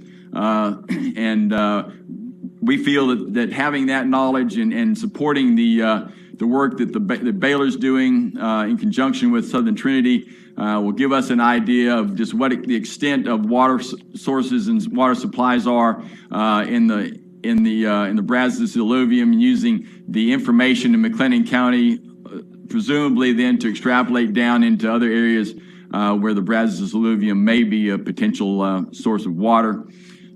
What we've the funding for the project, Southern Trinity has put up about $30,000 for hardware and equipment to support the project, and then they presented a proposal to the McLennan County group for another $24,000 to support the ongoing costs, paying stipends to some of the graduate students, and the costs of just consumable supplies and materials and gas for the pickup trucks and that type of thing that go out on these various well sites to check the wells and that type of thing. So we thought, since it's running right along our river and right in our area, that our participation in this study would give us access to the study, the results, and also the ongoing operations. We've already been on site with the researcher and some of his staff on some of the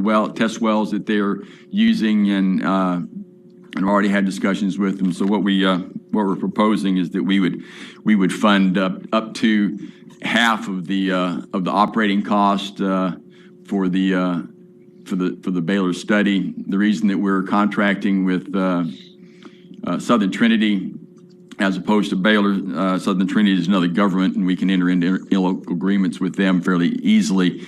Entering into a contract with Baylor University proved to be a little difficult, so we are contracting with Southern Trinity, and I can answer any questions that you might have. The purpose of it is to document how far it extends from the main stem of the river, and how much water availability there really is.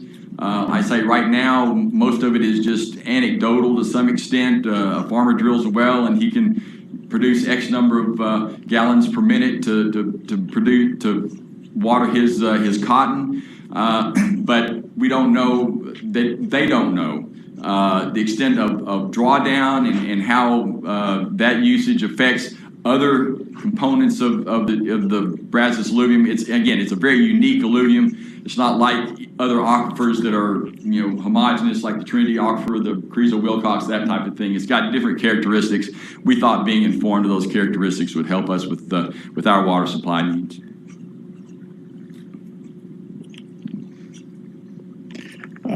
Anybody else? Anecdotally, if that were to happen in Brazos County or Burleson County, I think you'd have some people concerned that we're trying to make a case for the fact that they could or could not irrigate. Is that not a problem? Because as far as they're concerned, it's their water. It's not river water. And that's one of the things that we're trying to define, that this study is trying to define, is whether this is river water that leaches back into the soil when flows are high, or and there are differing opinions on that, or whether these deposits of gravel fill up when it rains and actually have artesian pressure that can flow back into the river. Trying to get that debate settled will go miles with what you're talking about as to what the river level does to it and what their pumping does to the river level. Just trying to get pure scientific evidence now. How deep is it? It's really not very deep. My understanding is, Brad, you can correct me, about probably not more than 100 feet deep or so. Yeah, it's pretty shallow. In fact, your question, they've already got wells drilled on a number of farms through McLennan County, and so they've got the university and the groundwater district has a real good relationship with those farmers that are using the aquifer. And so I agree with your comment about what would happen downstream, but I don't think that's as big of an issue in McLennan County. And so this is an area where we can better understand whether the river is gaining or losing, so that we'll be able to deal with the issues in the future potentially down. Yeah, and of course, a year ago, the oil activity in Burleson and Brazos County was a lot more, well, it's almost non-existent right now, but a lot of those oil well drilling operations use the alluvial. And the other thing is, with the meanders that the Brazos has had historically, the Brazos alluvium is not merely adjacent to where the river channel is right now. It may be miles over where you really don't know the extent unless you get out there and start sampling some sites and seeing where that water exists. I'm sorry. The study is trying to tell us how much communication, if any, there is between the water well, the groundwater well, and the river? That's part of it, yes, sir. Percentage-wise, if any, or 50%, or this is what this study will do. Right, right. And with the flooding that we had recently, they're collecting some pretty good data right now in terms of how those cells, those gravel cells, reacted to the river flow. Plus the fact that you had direct rainfall on top of them. Like I said, they're already doing some of the study now. We're funding the portion that's going to be in our fiscal 17. What's the depth of the groundwater well play down there? Where around the 400 feet? It's less than that in the alluvium. Okay. Probably less than 100. Okay. Anybody else? We'll read your resolution. Following resolution is presented for consideration of the Board of Directors of the Brazos River Authority for adoption at its July 25, 2016 meeting. Be it resolved that the Board of Directors of the Brazos River Authority hereby authorizes the General Manager/CEO to enter into an interlocal agreement with the Southern Trinity Groundwater Conservation District for participation in the Baylor University study of the Brazos alluvium, and be it further resolved that the General Manager/CEO is authorized to contribute an amount not to exceed $12,000 from the FY 2017 operating budget to support operating costs associated with the study of the Brazos alluvium. Heard the resolution. Is there a motion to adopt? So moved. So moved. Second. Gene. Kilgore. Please poll the board. Presiding Officer Scott, Yes. Director Ball, Yes. Director Bell, Yes. Director Adams, Yes. Director Bennett, Yes. Director Bowles, Yes. Director Flores, Yes. Director Huber, Yes. Director Johnson, Yes. Director Kilgore, Yes. Director Lloyd, Yes. Director Luton, Yes. Director Masterson, Yes. Director Munson, Yes. Director Rankin, Yes. Director Smith, Yes. Director Tallis, Yes. Director Taylor, Yes. Director Zaccanino, Yes. Okay. Agenda item number 11, discussion and possible action on the budget amendment for R.W. Harden and Associates Professional Service contract by Trey Busby, Regional Customer Relations Business Manager, Central Basin. Chairman, thank you very much. The purpose of today's agenda item is to request an increase in the authorized expenditures for our groundwater conjunctive use project. And In October 2007, the board passed a resolution that limited our expenditures with our consultant, R.W. Hardin, to $500,000. Over the last 8 years, we worked with R.W. Hardin and spent those monies to develop a groundwater modeling and water quality analysis report, develop a conceptual Trinity well design, and then we drilled a Trinity test well. And from that stemmed the development of our Trinity production well, which we are working on right now. This is a map of the project area.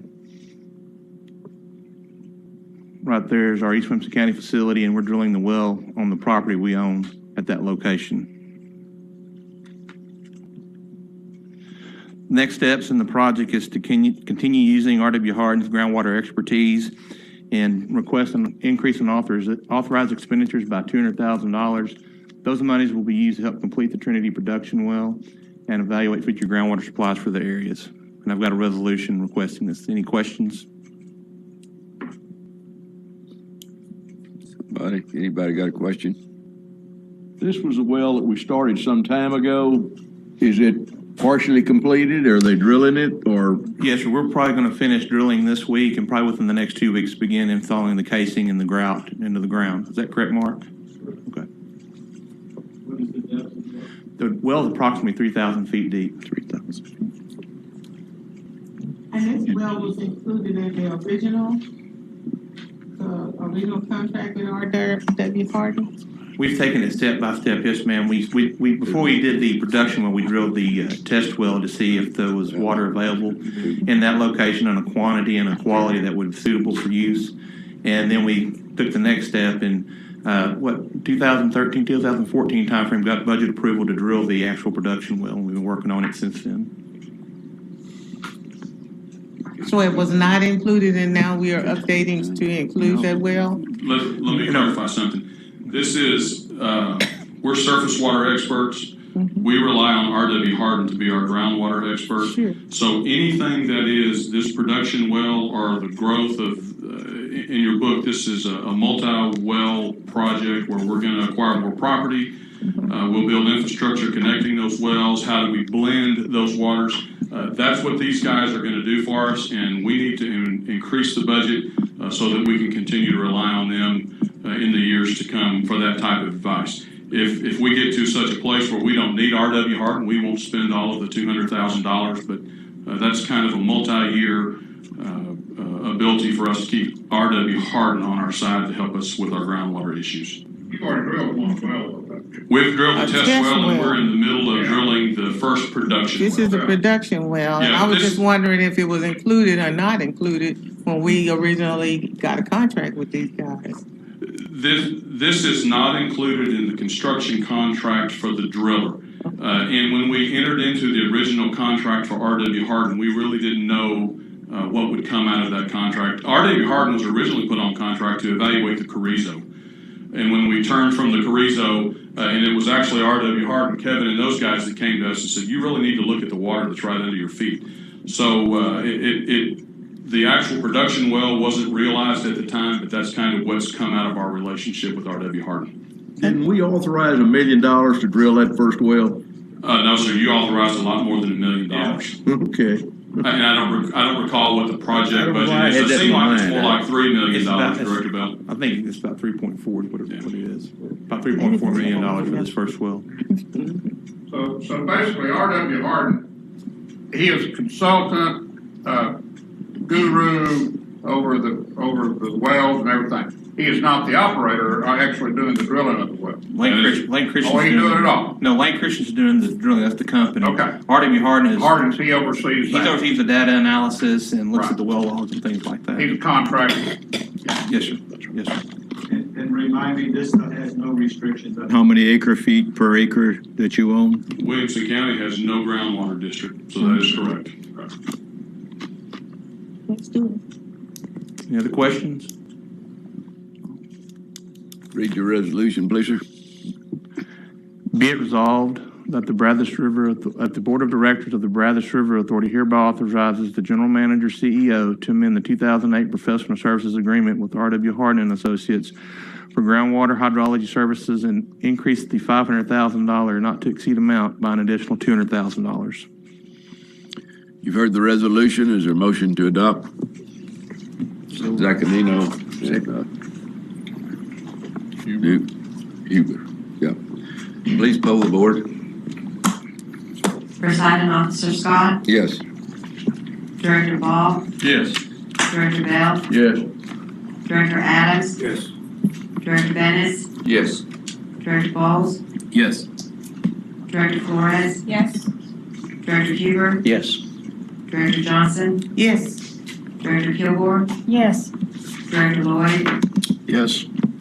Director Luton, Yes. Director Masterson, Yes. Director Munson, Yes. Director Rankin, Yes. Director Smith, Yes. Director Tallis, Yes. Director Taylor, Yes. Director Zaccanino, Yes. Agenda item number 12, discussion and possible action on the October board meeting date and location by Phil Ford, General Manager. For those of you who don't know, if we wanted to have a meeting in Granbury, or we want to have a meeting in Austin, we've got to get approval from the board to make that happen. Next slide.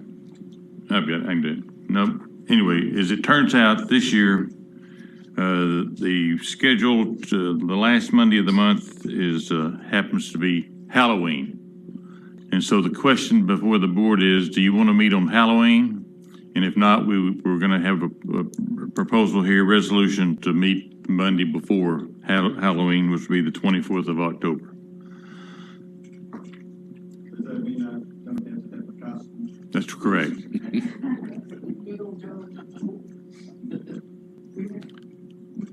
Okay, show the resolution, please.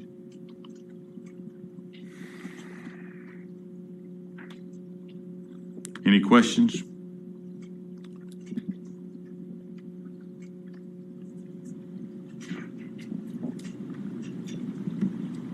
Permission to read resolution, please. Be it resolved that the Board of Directors of the Brazos River Authority hereby approves a change of meeting date of the regularly scheduled October board meeting. Be it further resolved that the Board of Directors shall conduct its regular board meeting. Be it resolved, shall conduct the regular board meeting of director meeting at 24 October at Waco Central Office, 4600 Cobb Drive, Waco, Texas. So moved. Second. I got the Richard and minutes. Please poll the board. Presiding Officer Scott, Yes. Director Ball, Yes. Director Bell, Yes. Director Adams, Yes. Director Bennis, Yes. Director Bowles, Yes. Director Flores, Yes. Director Huber, Yes. Director Johnson, Yes. Director Kilgore, Yes. Director Lloyd, Yes. Director Luton, Yes. Director Masterson, Yes. Director Munson, Yes. Director Rankin, Yes. Director Smith, Yes. Director Tallis, Yes. Director Taylor, Yes. Director Zaccanino, Yes. At this time, we will take a break for lunch. What I think we need to do is, because the next thing on the agenda is we go into the workshop for the budget and for the strategic planning. And so rather than to get in there and then have to break for lunch, let's go ahead and break for lunch now and then come back. We'll start there and that'll divide it up pretty good.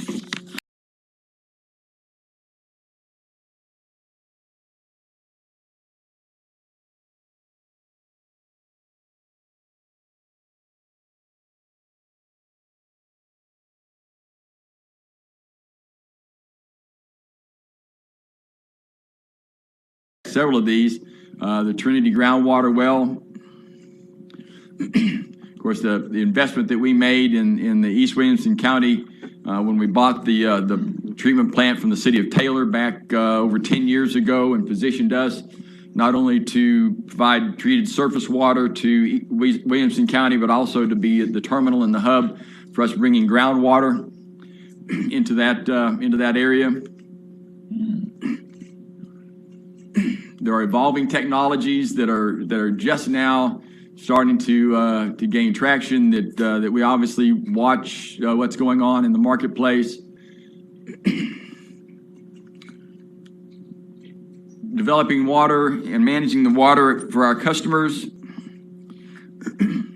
course, we have the projects that we've undertaken to be sensitive to the Possum Kingdom Granbury area. And then looking at the major assets, the most significant investments that we have in fixed assets, which are our 3 dams. And the fact that you've seen, and you'll see as David presents some detail of what's in the budget for 2017, the investment that we will be making in those 3 structures. And then the various, and again, David will mention in the budget presentation, but the various systems that we operate for not only ourselves at East Williamson County, but also the wastewater treatment plants that in the central and lower basin that we operate for our customers. Protecting the water resources, Clean Rivers, we've been, I guess, the sponsor in the Brazos Basin for Clean Rivers probably since it was conceived. We're involved right now, the interest in freshwater mussels, and these are not the invasive freshwater mussels, but those that have naturally existed in the basin, is something that's come to the forefront from an environmental standpoint. Of course, our own 404 permit, and then looking at the remnant property up at Possum Kingdom to see what it might hold. And then the outreach that we do, trying to get to our customers and the stakeholders and those that are interested in our activities. Our Facebook site, very active. Especially when it's either really dry or really wet. Electronic email newsletter. Our Speakers Bureau, where if you call us anywhere in the basin, we'll send somebody out to talk to you about what the Brazos River Authority does and how we do it. As a governmental entity, of course, open records requests are almost on a daily basis, and Riley Wood handles all that for us. And then our just outreach to elected officials, looking at folks in various specific geographic areas, the activity that we're starting to develop around the Allens Creek site with local officials and stakeholders down there, and reaching out to them to make sure that they understand what we're going to do at Allens Creek. And then the transparency we have for our financial information and process driven by the Secretary of State, and information that we post out on those websites to make sure that we're meeting all the expectations that are there. And then, of course, Sunset, we're in that piece of legislation. And the 5-year management audit that, since we don't have an internal auditor, we'll undergo one of those soon. If you don't have an internal auditor, the water code requires you to have a management audit. And one of the elements of the management audit, for example, is how your strategic plan functions and how it guides. And we hope that this process here will add to the support that we have in terms of complying with one of those requirements. And then our employees, probably the most important asset that we have, notwithstanding the physical assets of the 3 dams, but the folks that work here and what we do and how we go about doing it. Our wellness activity and the fact that we afford our employees time off to pursue fitness and other matters. And then our focus on the safety of our employees and making sure that they are schooled and trained in safe operation and function of our our equipment, and that they have access to personal protective equipment to make sure that when they are working, that they have a safe working environment and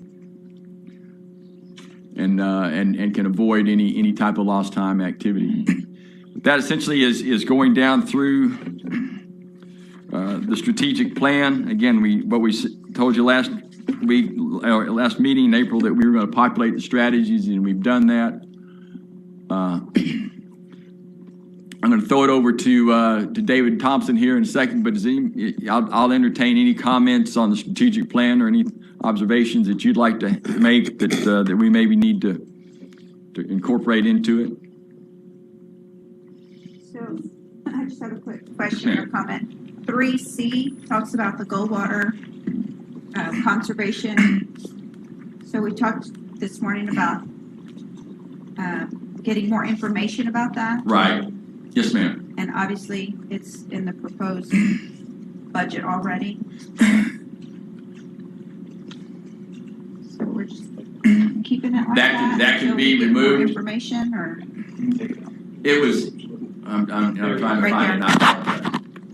Back. Go down. There you go. No, Am I going back? 3C. Okay. 1, 2, On page 8. 3. Okay. My mistake. Okay. Right there. Oh. I get there. Now up. Right there. There. Put it in reverse instead of forward. That's we can do that. That's when the agenda item that you're going to the resolution that we're going to ask you to adopt once we get through the workshop only has you adopting at the goal level, and this was populating activities, so you're not going to officially adopt this today regardless, but we can certainly take it out and pending whatever you do at the October meeting. Put it back in. Any other questions?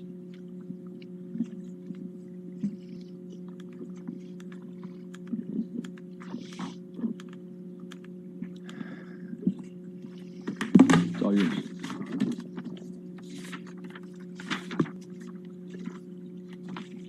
And I'll be back.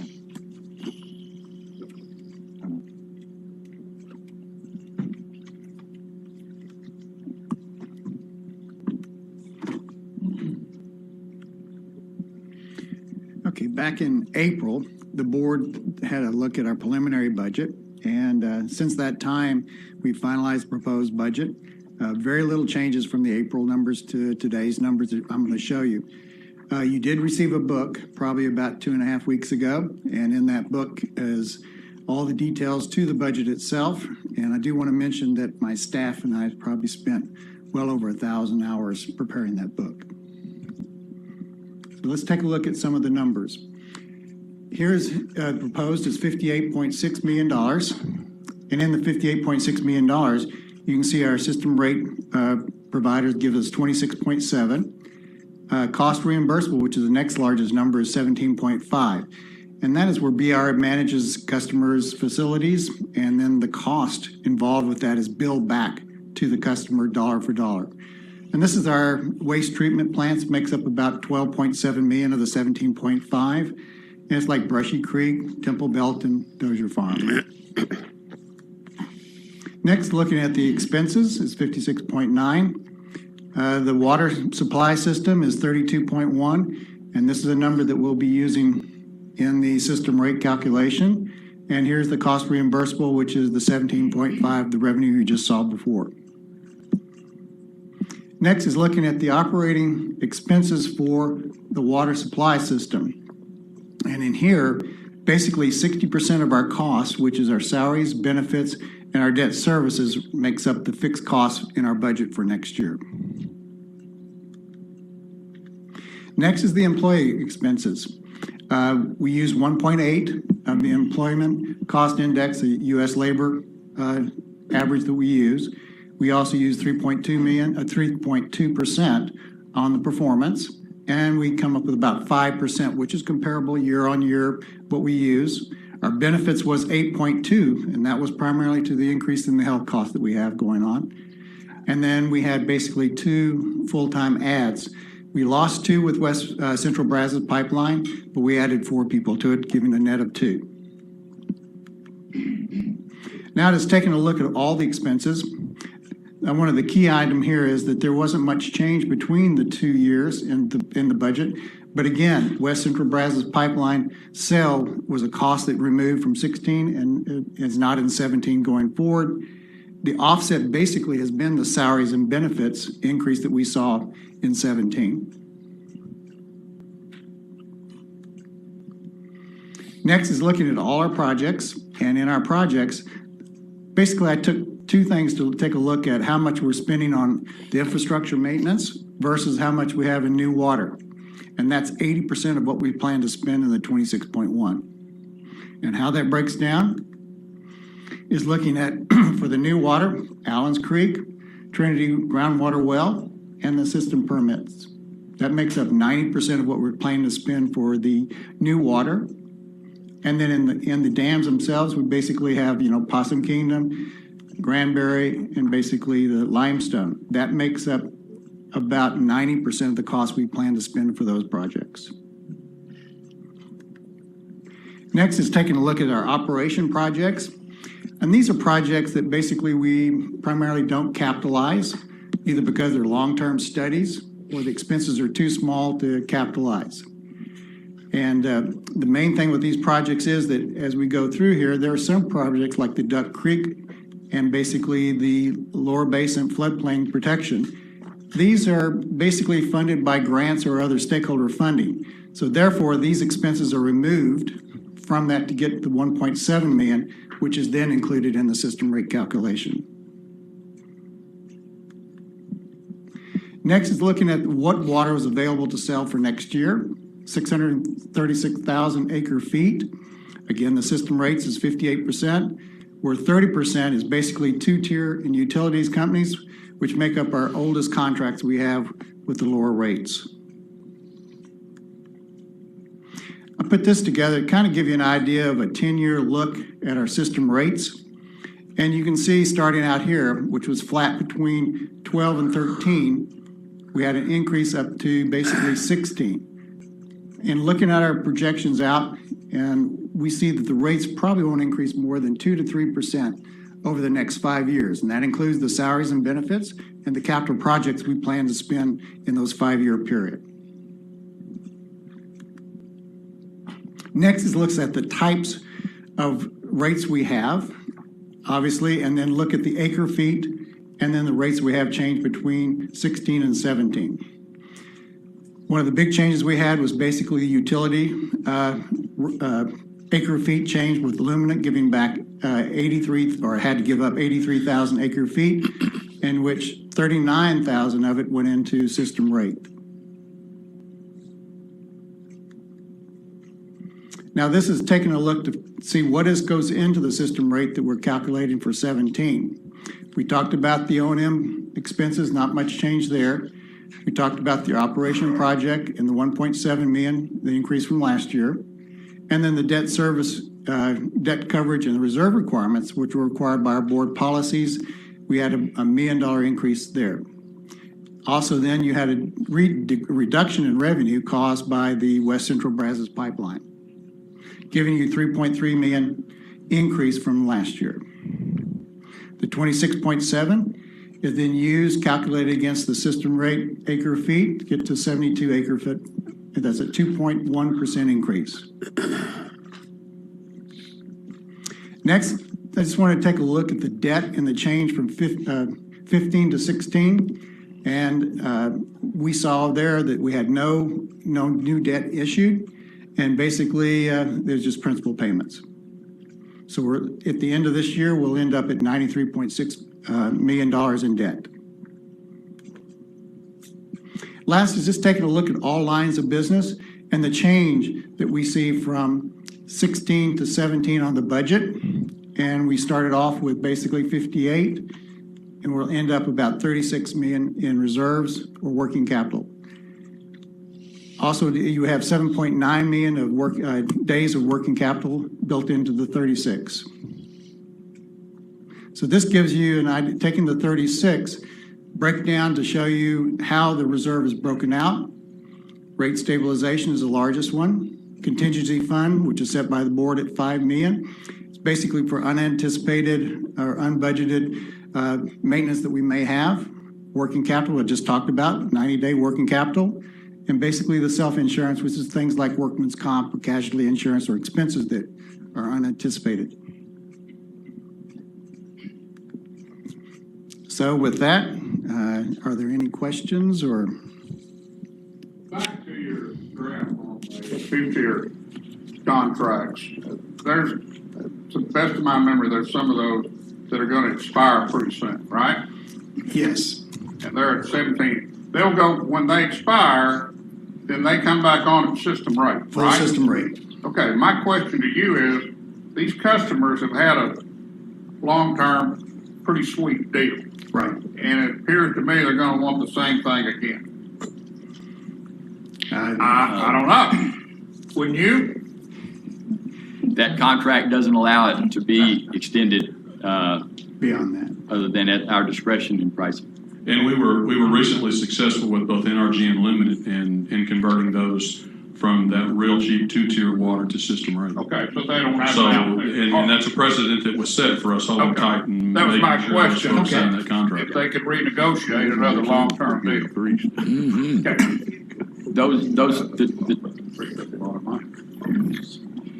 The two-tier contracts, just from a history lesson, those came out of the rate case that we were involved in 1991 and 92. And those are negotiated settlements with the protesting parties. And yes, they did negotiate a very, very nice deal. Those contracts don't expire until 2041. 41? Yes. Now, I'll show you that here in my presentation, but they were 50-year contracts.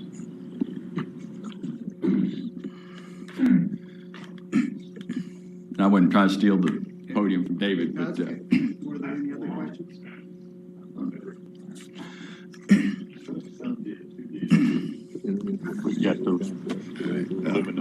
If no more questions for David, we'll go on to agenda item number 14. No, we've got a third element of number 13, sir. Okay. All right. Taking what David just talked about, the operating budget, and incorporating that into our long-range financial planning. Various data elements that go into it, and I'll talk about some of those in specifics here in a second.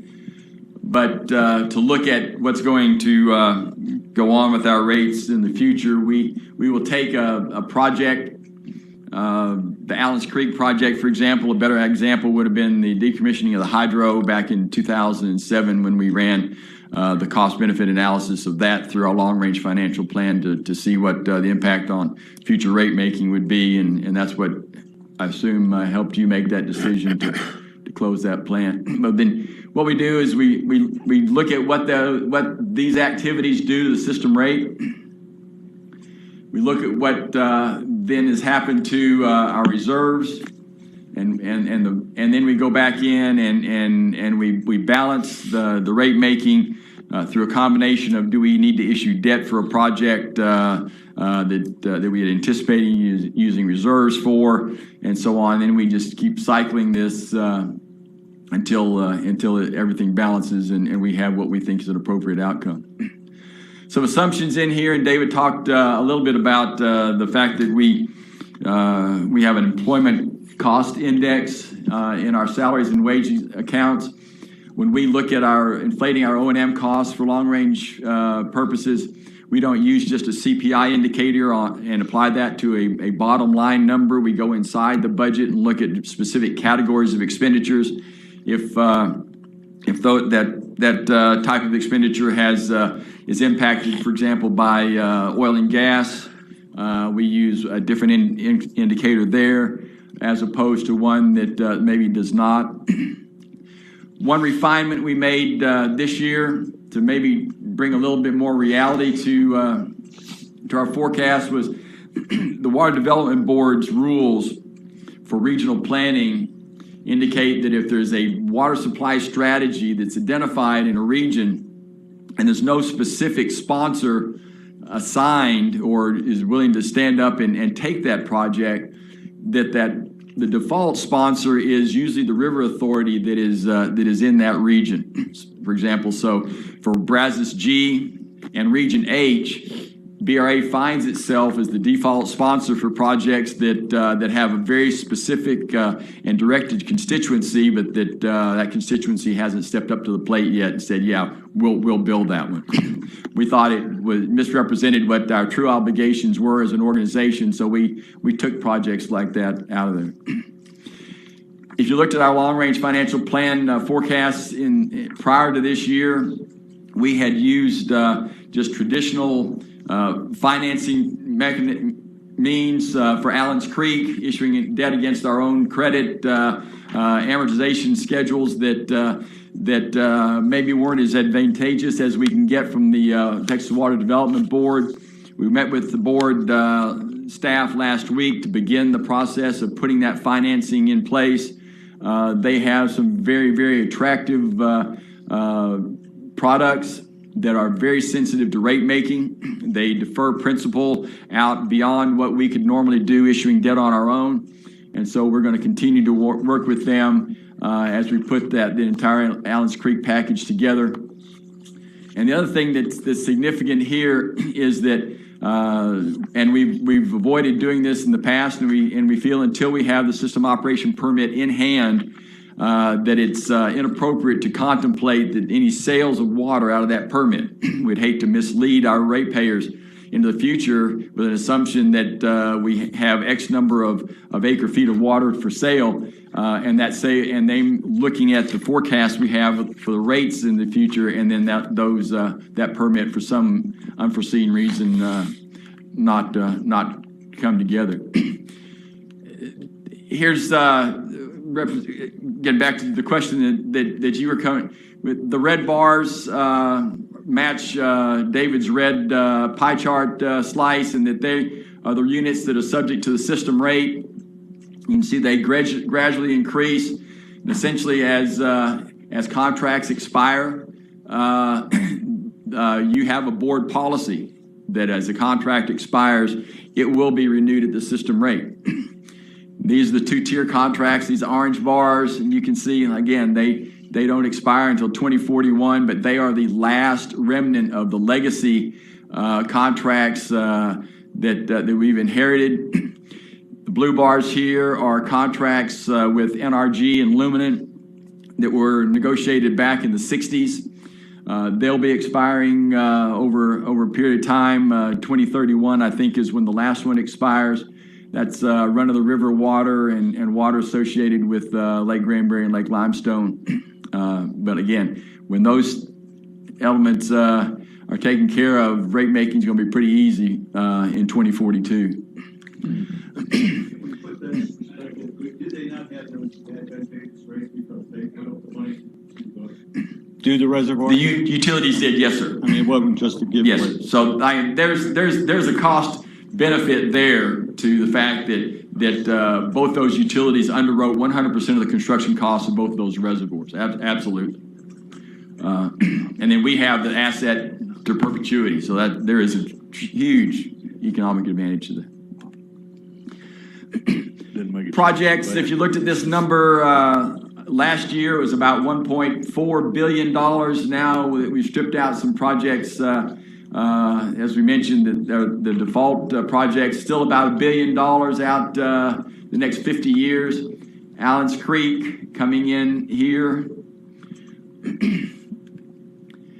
And here's what we're looking at in terms of forecasting. Even though this looks like a nice flat line, forecasting O&M expenses, again, is influenced by 2 or 3 different indicators that we use. And then down here, non-system revenue stays pretty flat because as those non-system contracts come off, that's the driver primarily for our non-system income. And as they come off, they come in and become system rate contracts. And so that revenue line just stays pretty flat. This is Allen's Creek coming in here. to test our modeling. We went out here about 25 years out and said, we got 3 dams. One of them was built in 1939. It'll be over 100 years old when you get out here. What happens when you exercise our model with the board reserve policies, and David talked to you about where those reserves are. And again, even though it drops dramatically, what we've seen is because expenditure estimates are in our budget don't necessarily hit exactly what we budget, and our revenue forecasting and revenue budgeting is pretty conservative, that this is a very low number and probably will never get down to that point. And then here you see the system rate going out over 25 years, and it looks like a pretty good ramp up until you extend that curve out 50 years. And even though there is some ramping up here, if you look at the average from 2017 out to 2067, it will approximate what David was talking about earlier, about a 2 to 3% annual growth. Some bumps every now and then when you take on a big project, but when you get out to that 2041 time frame, and we've got 99% of our water being priced at the system rate, it becomes more inflation driven than anything else. And then projects may cause it to go up and down a little bit, but I think we can see a pretty stable future for our system rate. Again, this does not assume any water out of the system operation permit. And we've conservatively suggested that you might be able to, in its current form, get maybe 100,000 acre feet of new water contracts out of that. The proposed system rate, that's $7.2 million a year, $7.2 million a year, will influence that line pretty significantly. That's into my presentation, so floor is open. David's here. Approximately of Allen Creek Reservoir, acres. Yield? Acres, no, not yield, acre size. 10,000 acres. About 10,000. Footprint. That's approximately how far from Houston? I'd say 60 miles. 50 miles. Okay. About 50. But their water distribution system only comes within about 20 miles. Yeah. 20 which is a significant issue. Houston distribution. 20. Oh, good. It comes. Yeah. Any other question? More. Okay. Agenda item number 14. Discussion and possible action on the adoption of strategic plan by Jim Forte, Planning and Development. Again, the last time you adopted a strategic plan specifically was in 2007. I'm just going to scroll through this to show you what's in it, and I'll come back and read it. But what we're asking you to adopt is the plan, and again, we'll make the amendment to remove the Goldwater Project. Asking you to adopt the mission statement, the general principles, and the goals specifically. And then our anticipation is that every year, again in this April-July timeframe, we'll come back and if there are corrections or adjustments that we need to make to the strategic plan, that we'll review them with you specifically, take your input as to what direction you feel we should be taking. Yes, sir. So are you comfortable with this addressing the review board's criticisms? I believe it does, yes, sir. We've looked at how do you tie this together. We feel, one, just having you as a board adopt this, again, we haven't done that in 10 years. We think that's sends a pretty heavy signal that we have engaged you in reviewing the strategic plan, that you hopefully, if you adopt this resolution, are comfortable with it. Looking forward, we feel that this will be something, it may not be to this extent, but we feel bringing the strategic plan back to you on an annual basis as a part of the budgeting process makes a lot of sense just to, again, to make sure that you're engaged, and if anything significant or specific has changed to alter those goals or objectives, that we have that noted and that we make it available to you to make any amendment that you'd like to make. Jim, let me just add this. As it relates to the LBB process, our communications with them, there's no formal process for them to come back and look at what we've done in response to their report. So all we can do is, if they ever do come back, show them what we have done. But I mean, are they going to come back and check our work and see, did you do that X, Y, or Z? Not that I'm aware of, but we're doing most of it. The Sunset Commission would look at that. They can, yes. And again, the 5-year management audit has a very specific section in there that speaks to how the strategic plan is incorporated into the management fabric of the agency. Anybody else? Read your resolution, please, sir. Be it resolved by the Board of Directors of the Brazos River Authority that the strategic plan be approved and adopted. Be it further resolved that the mission statement of the strategic plan for the Brazos River Authority be adopted as the Brazos River Authority, parentheses BRA, exists to develop, manage, and protect the water resources of the Brazos River Basin. Be it further resolved that the guiding principles of the strategic plan for the Brazos River Authority be adopted as quality people, the right people for the right job, integrity and respect, commitment to service and stewardship, innovation and continuous improvement. Be it further resolved that the primary goals of the strategic plan for the Brazos River Authority be adopted as Roman numeral 1. The BRA will proactively engage in strategic planning and effective resource management. Roman numeral 2. The BRA will develop water resources, including both surface and groundwater. Roman numeral 3. The BRA will manage water resources as a service to BRA customers and to support beneficial use by citizens of the Brazos River Basin. Roman numeral 4, the BRA will protect water resources and, where possible, improve water quality to support responsible and efficient use of the Brazos River Basin's natural resources. Roman numeral 5, the BRA will establish communications and public relations to support the BRA's mission and service to the Brazos River Basin communities. And Roman numeral 6, the BRA will develop and retain employees to support the BRA's strategic vision, enhance diversity in the workforce, and prepare the BRA to accomplish its mission. You've heard a reading of the resolution. Is there a motion to adopt?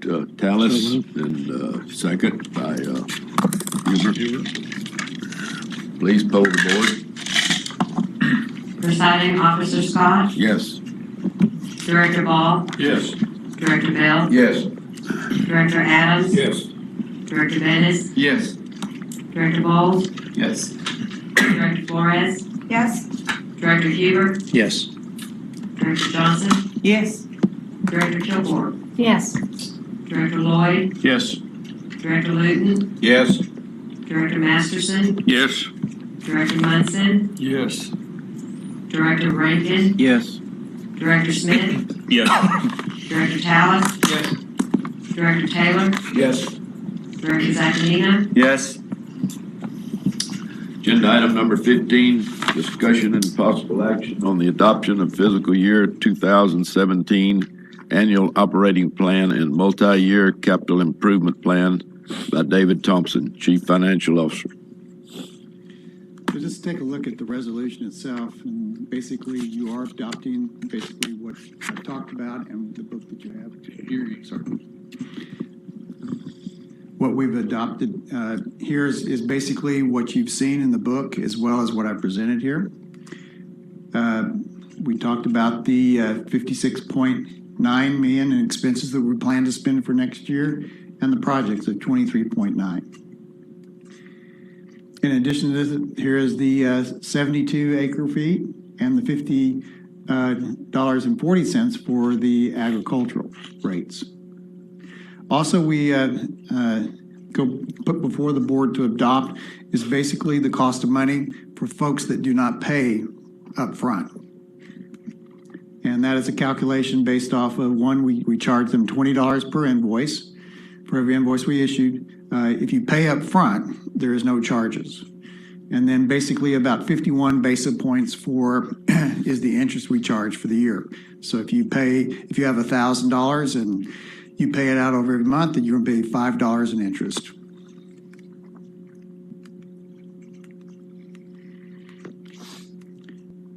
So if there's no questions, I'll read the resolution. Any questions? Read your resolution, please. Okay. Be resolved by the Board of Directors of Brazos River Authority that the following fiscal year 2017 operating plan be approved and adopted.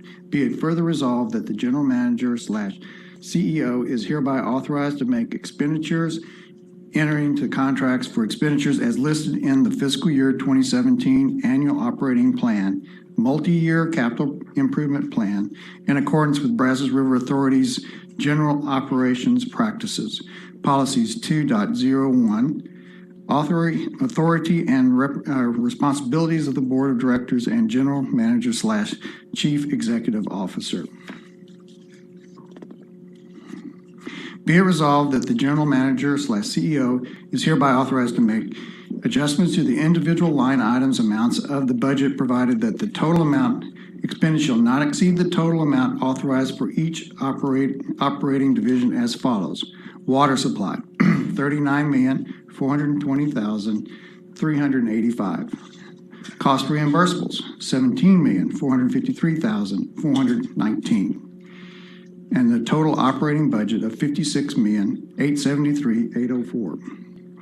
Water supply, $23,905,433. Cost reimbursable, 0. Total capital budget, $23,905,433.